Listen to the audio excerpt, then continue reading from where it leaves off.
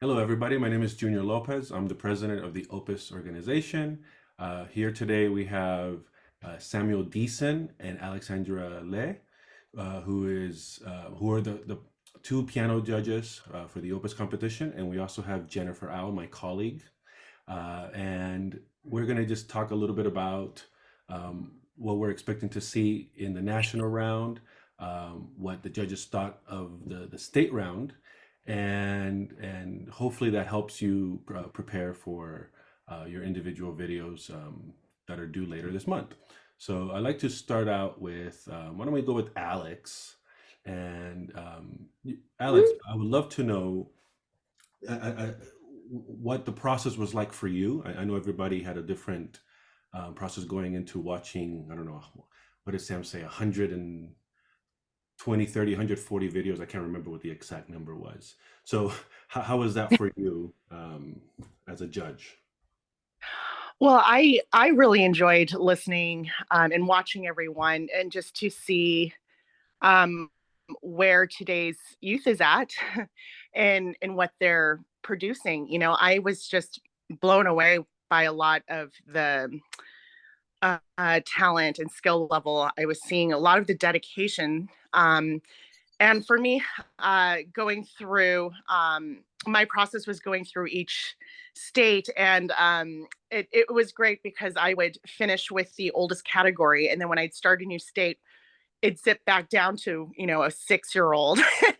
So it was contrasting, but then also it was really nice to see the progress and evolution we make as little artists, right? We have to start somewhere, and then we have to we just learn more and more as we continue our years of study. So for me, it was a real joy um to review all these videos, and then to also speak with Sam about his thoughts as well. Yeah, no, I get that. Actually, that never even occurred to me, going from somebody who's probably 18, who, might have played this fantastic concerto, and then all of a sudden you have a 5-year-old who's just starting, right? Yeah. Sam, what about you? Yeah, so interestingly enough, I actually went through them in much similar fashion as Alex did. And I think what was really interesting is, I mean, music can be, I mean, it can be, and it is understood, you know, differently across a number of like perspectives. But in terms of what Alex and I thought, I mean, we had some really quite remarkable similarities between our reactions. And so, I mean, not only was it just a privilege to listen to all of these beautiful young musicians that are embarking on their the next stage of their musical growth, whether it be 5 years old, 10 years old, 16 years old, but to just find that Alex and I were on really the same page when going through these applications, and I just had a tremendous experience listening to everyone, and so yeah, thank you to everyone who applied, and it's really quite inspiring to witness. Great. Now here's a question that I have for both of you. Um, because it's an online competition, right? Both of you have a lot of experience, even at the international level, competing.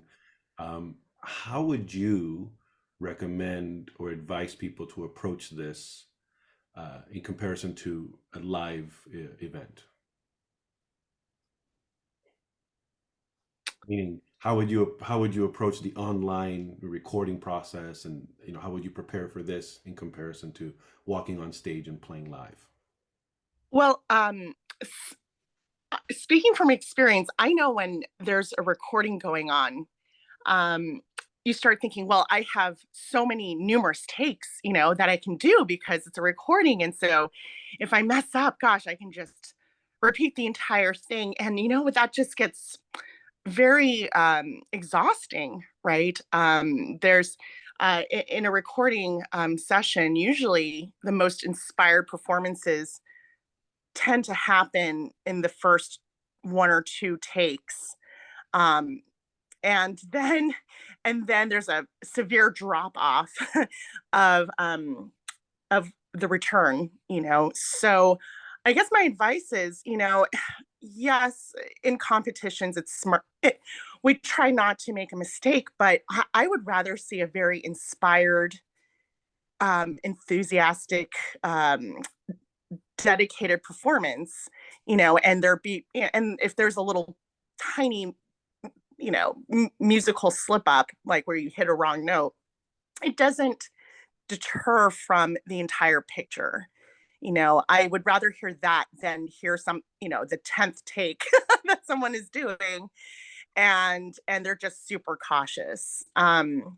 So I think that's the biggest difference between a live competition, and a recorded one, is that I think we musicians tend to get very, very nitpicky about what our video is going to turn out, our recordings. So I would say just, keep it inspired, move us, make us excited to listen to this piece, even if we have heard it before. Every time we listen to a performance, it should be brand new for us. Yeah, I'd really echo those sentiments. And maybe to just add another layer to this. Competitions, like, let's be honest, they're a little weird. They're a little contrived. Like, everyone's in it for, different reasons. Some people really want to win, get that shiny certificate. Other people want to just have like an opportunity to play in a different venue on a different platform. For this kind of a competition, I think it's even more important to really just concentrate on how you can present the piece that you're playing in a unique and interesting way. Playing a wrong note really doesn't matter. Like, really, it doesn't matter at this stage. If you're 10 and if you play a wrong note, who cares? Honestly, who cares? It does not matter. On an international stage, in person, if the prize is maybe a concert tour, 20 concerts, at that stage, maybe it matters, because your jury is really looking to put a product on the stage that sells and that has low risk of failure. But right now is the last time of anyone's life where they should be worried about these kinds of things. And so I think Alex and I really recognized people that took risks and that really played their pieces with as much conviction and passion as possible. And so I would definitely encourage everyone to do that again. Maybe one final word of advice, since it is an online competition.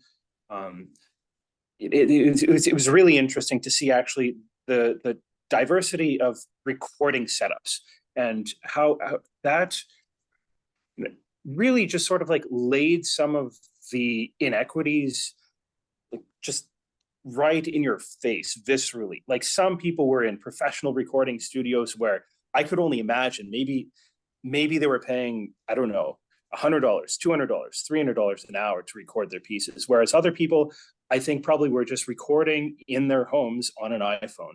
And Alex and I are very conscious of that. We don't let that influence our decision making.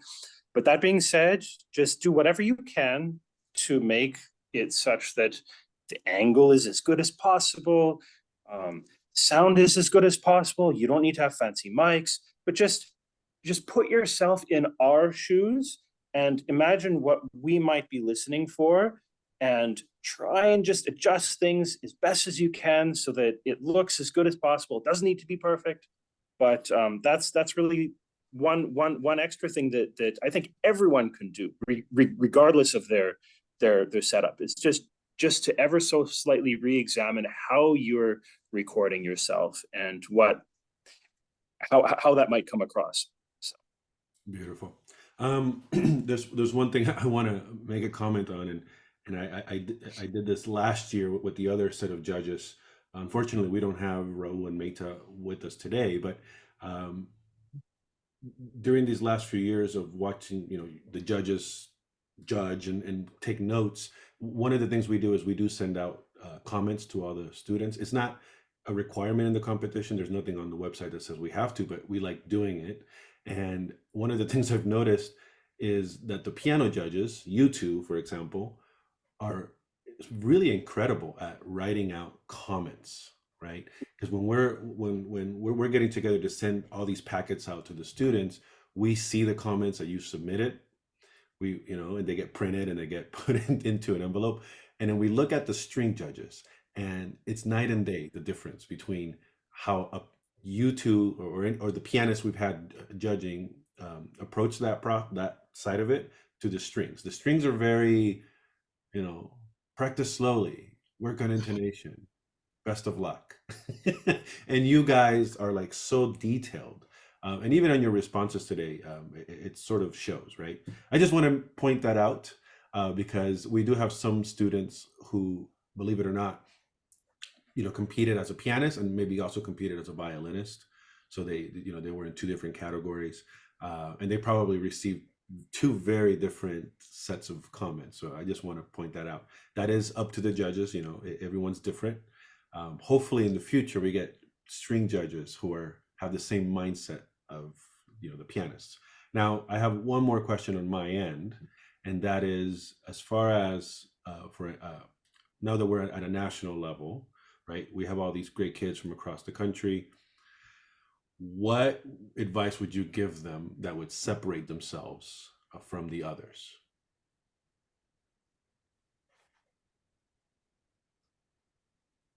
Um, I I would say I forgot how many have recorded two pieces that went to the national level.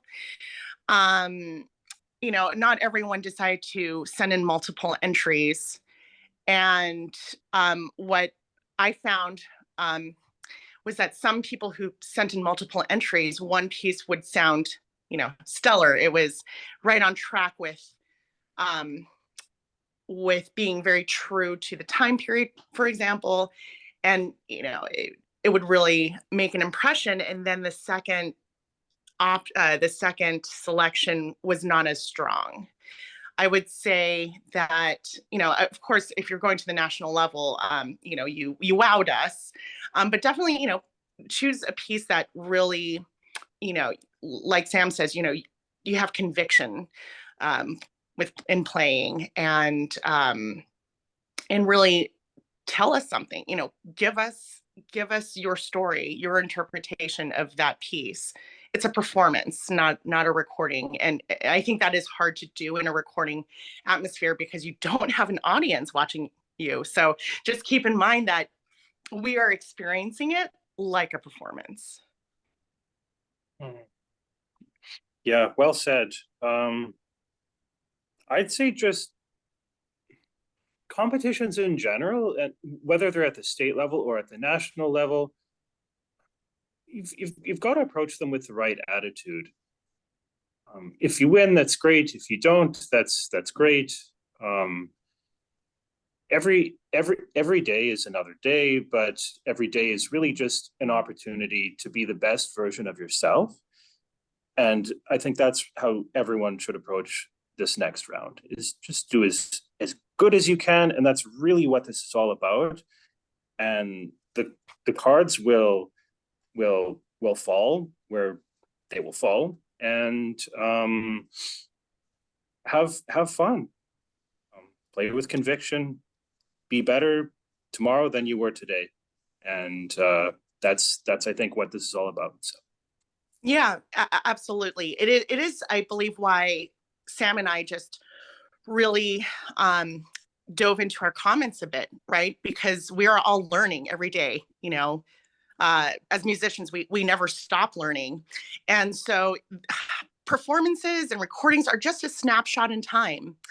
And when you look back at it, we always are more proud of our recordings when more time passes. But, I take the comments as a moment to learn about what can be included in the next time that you practice a piece, or it's just, this is a snapshot in time, and I know how much weight is sometimes put into competitions, and so yeah, whether it's first, second, honorable mention, at this point, you should just be proud of yourselves. Anyone who's playing at this level should just, be proud of the work they put in. Couldn't agree more. All right, guys. Jen, you have any questions or anything you'd like to say? No, I think you answered pretty much all the questions that I wanted to ask. So we're pretty good.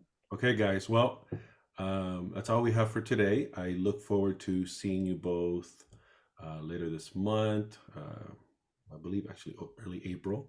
I will be joining you on the judging panel, and so I look forward to seeing all the videos and getting really confused on who should win what.